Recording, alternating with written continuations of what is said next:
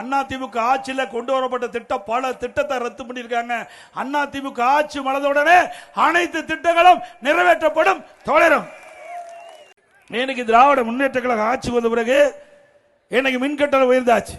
இது நகராட்சி, மாநகராட்சி, பேரூராட்சியில் இன்றைக்கு மின்கட்டணம் 52% உயர்த்திட்டாங்க.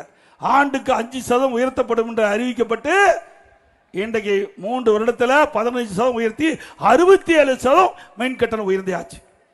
அதுவும் கடைக்கு பீக் கவர்னு வச்சிருக்கிறாங்க. அதில் 6லிருந்து 9 வரைக்கும் ரெட்டிப்பு சார்ஜ் வசூல் பண்றாங்க. பிறகு நகராட்சி அவருடைய பங்குக்கு வரி போடுறாங்க. வீட்டுக்கு 100% வரி உயர்வு, வீட்டுக்கு 100% வரி உயர்வு, ஆண்டுக்கு 6% வரி உயர்வு அதிகம். கடைக்கு 150% வரி உயர்வு, ஆண்டுக்கு 6% வரி உயர்வு. குடிநீருக்கு வரி உயர்வு. குப்பைக்கு வரி போட்ட ஒரே அரசாங்கம் இந்தியாவில் தமிழ்நாடு அரசாங்கம்.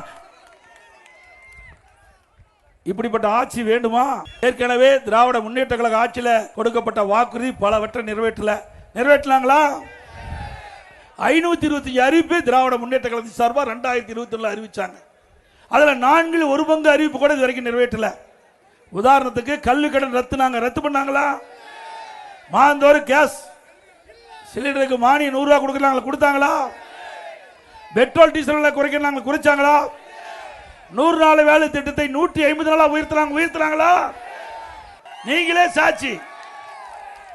ஆனா ஸ்டாலின் 5 ஆண்டு கால திராவிட முன்னேற்ற கழக ஆட்சியில, அந்த 5 ஆண்டு திராவிட முன்னேற்ற கழக ஆட்சியில 18,000 குழந்தைகள் பாலியல் சீண்டலுக்கு உட்படுத்தப்பட்டிருக்குது. 18,000 குழந்தைகள் இன்றைக்கு நீதிமன்றத்தின் மூலமாக வழக்கு நடைபெற்று கிட்டத்தட்ட 6,000 பேருக்கு போக்சோ வழக்கின் மூலமாக நிவாரணம் வழங்கப்பட்டதாக நீதிமன்றத்தில் வழங்கப்பட்டிருக்கின்றது.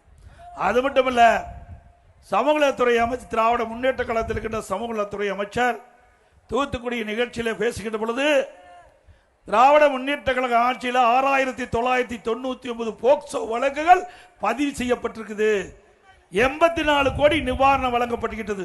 போக்சோ வழக்குனா சிறுமிகள், பெண் சிறுமிகள், அந்த குழந்தைகள் பாலியல் சீண்டலுக்கு உட்பட்டா அதுதான் போக்சோ வழக்கு பதிவு செய்ய முடியும்.